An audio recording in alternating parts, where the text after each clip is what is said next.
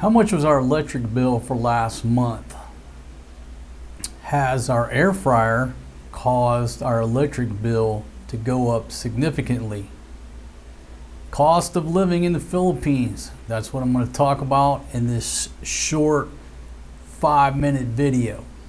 Okay, drum roll please, the reveal. Boom, approximately 150 US dollars for last month. Now, I'm okay with that, but in the same sense, we could also cut down. Did the air fryer and has the air fryer use caused our electric bill to significantly jump? And the answer is no. Now, that's very subjective. Okay, how much did you use it? Okay, some weeks we use it a lot, some weeks we don't. But buying the air fryer has not caused our bill to skyrocket. Since we moved into this place, and I'll describe this house, it's a 3-bedroom, 2-bath, 2-story modern construction. We have 2 mini splits and 3 window units. What do we run most of the time is 1 mini split. So like during the day we're running the downstairs, at night we're running the upstairs. The window units only get run, we've had friends and family visit over the past 2 months. We've run those. I use them sometime here in the kids' playroom. But most of the time we're running 1 mini split. We have one refrigerator. But the majority of our electricity usage is just the air cons. So, up front, that's it. 150 bucks. Has the air fryer spiked? Not really. Okay, we really haven't noticed much of a difference. The reason for it, this particular place, it's built properly. There's insulation. If you're on the downstairs portion during the day, it's obviously a lot cooler and a lot easier to cool the downstairs. Now say we were to stay in the upstairs all day long, it's going to take a little bit more to cool it, but we're not upstairs during the day, during the heat of the day. We don't cool that upstairs. If you're not familiar, like here in Southeast Asia, we don't have like central heat and air. Every room or certain rooms will have the air con unit. So you don't need to keep the whole house cool like we do in America with central heating and air conditioning. Okay. This house, the difference between the houses we live down there is that our light bill down there, like the first one of the little greenhouse we lived in, was very small, little 2-room house. Sometimes our light bill would be over 10,000 pesos, $200, and we're still sweating every day because there's no insulation in the roof. We had 2 window units and they're just running nonstop and we're sweating.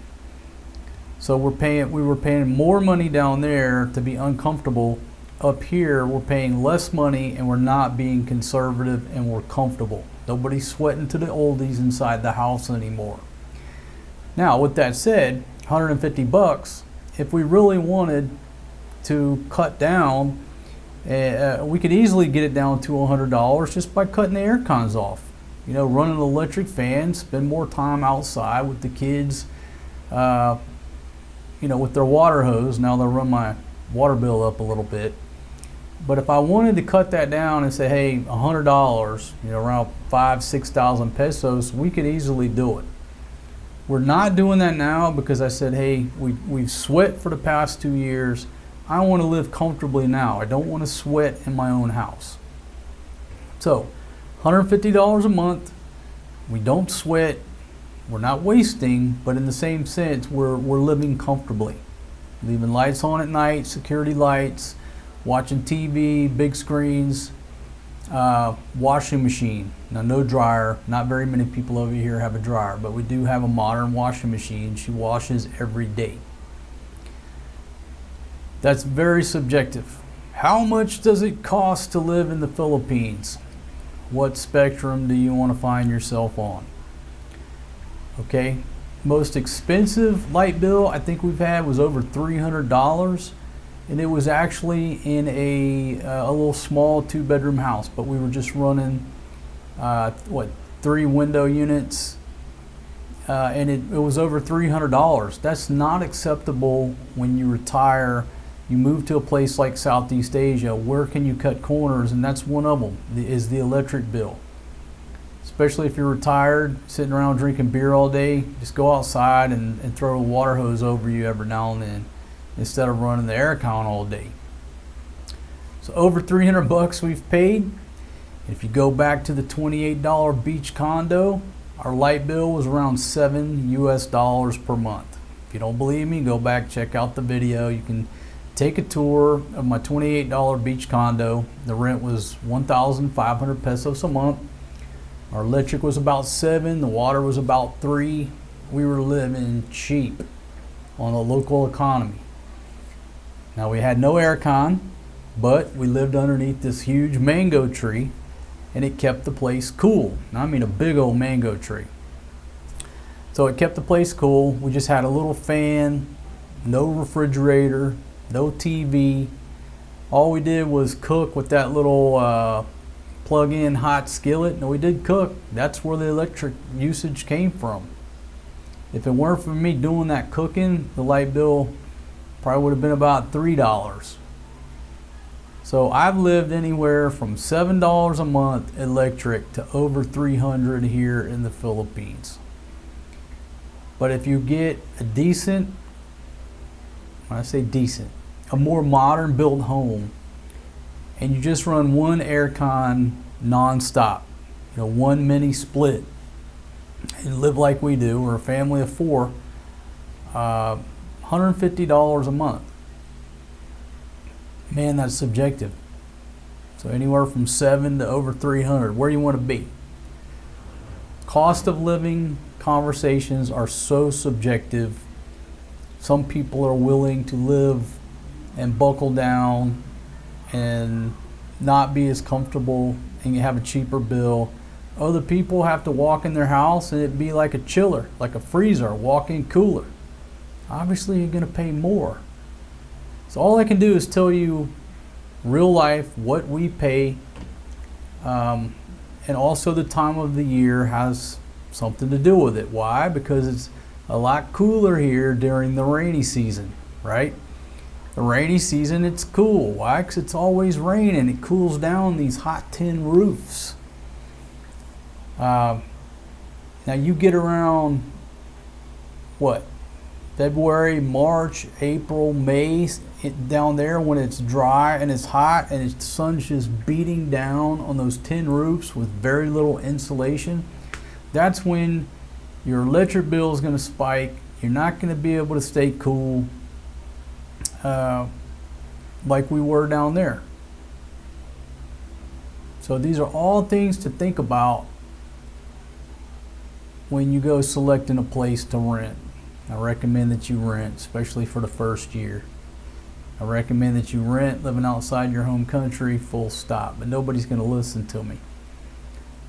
But if you go find a place, no trees around, no vegetation, no shade. If it's an apartment, you're up on the top floor. Obviously, your bill's going to be higher because it takes more to keep it cool. Ground floor, it's easier to keep cool. Why? Because you got the fool above you and his little thin roof and no insulation blocking all the heat. That makes sense? Best place is under a big old mango tree. But the downside to living under a big old mango tree is you'll be sitting there sleeping, everything's good, and all of a sudden, boom! Sounds like a grenade goes off right above your head, and you know what it is? Some of y'all figured it out. Some of y'all might still be thinking, nah, nah, nah. It's a mango. When a mango comes off the top ropes from a big, tall mango tree and hits your little tin roof, it scared the shit out of you. And it happens quite frequently when there's mangoes on the tree. That's the downside to living underneath a mango tree with a tin roof. But you get a $7 light bill. All right, folks, hope you enjoyed this quick cost of living talk about the Philippines. How much does it cost to live in the Philippines? Man, that's such a huge topic here. I could do videos every day about cost of living, but it would be like, being time to make the donuts. Time to make the donuts. Wake up the next day, time to make the donuts. So I choose not to do that. Just every now and then I'll tell you what we spend. And there you go. 150 bucks. A Benjamin and a half. Baby, Fatima. Baby, come here. I gotta make some changes around here. I gotta tighten our belts. Baby, put your phone down. Tell the roosters just to wait. The roosters will be there. Come here, baby. Come here, big pumpkin. I'm telling everybody about our light bill. It's roughly 8,600 pesos. So what I'm thinking is we need to tighten our belts, baby. We need to tighten up. No rice cooker. No coffee machine. Your coffee is every day. Can you come down? You're not in frame. All they can see is your breasts. Your coffee is every day plugged in. That's a good point. Running the coffee machine a couple times a day. It's a small coffee pot, but she runs her little small rice cooker. No, my rice cooker just only a minute. Do it to me. Okay, now here's the question of the minute, all right? Out of all our appliances, what's the one electric appliance that we cannot live without? Now, we got a coffee maker, the hot water tea thing, a rice cooker, a slow cooker, and an air fryer. Out of those 5 things, you know what the one thing that we can't live without? If I had to get rid of all of those electrical appliances and only keep one, it would be the slow cooker. That slow cooker, now listen to me. And rice cooker. No, because you're not listening. I said if I had to only keep one, I would keep the slow cooker, and here's why. Let's go for it. Because she can make rice on the stove out there with the gas stove, which saves electric, right? She can make rice in that pot. She can heat water with the gas. No problem. Save money. Coffee would that's a luxury. I don't have to have coffee to survive. The air fryer takes too long. We could do pretty much everything in the air fryer out on the grill, charcoal.